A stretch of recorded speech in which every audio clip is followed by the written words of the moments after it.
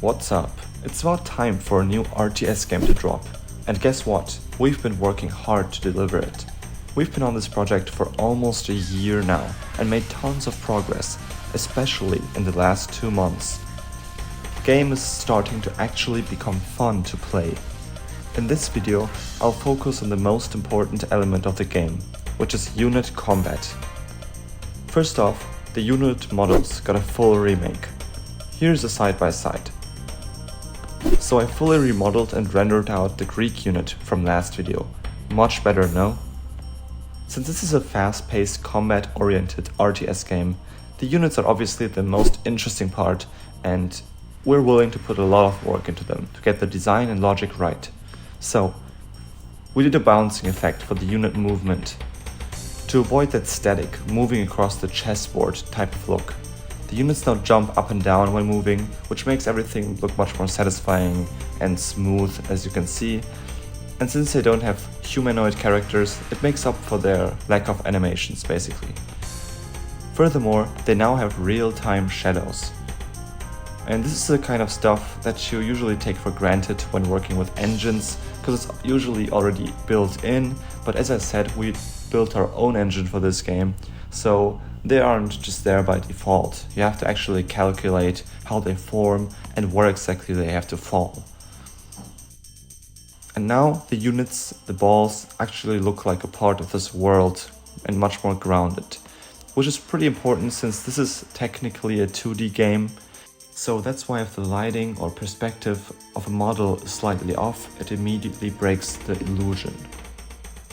So the combat, the most central element of this game. It also got a decent overhaul now. Take a look at this before and after.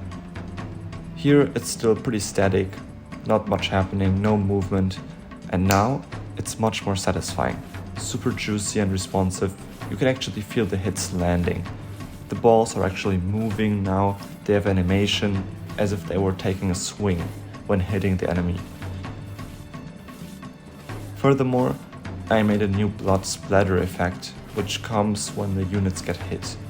And when the units die, they turn into this ball of blood that just drops on the floor and physically explodes into a puddle, which I personally think is a pleasure to watch.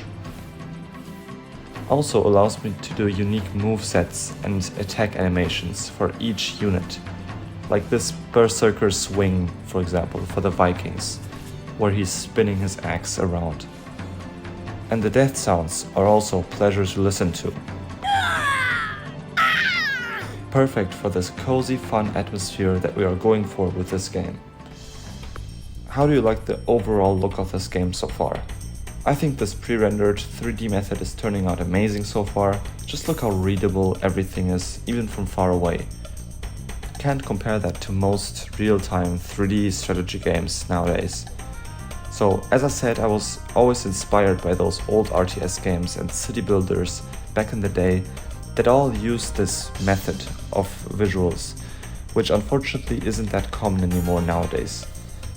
What also helps is the fact that the units are only the head, so you can actually see the character design much better, and you can actually see how they look, compared to typical top-down RTS games where everything is so tiny that most details get totally lost.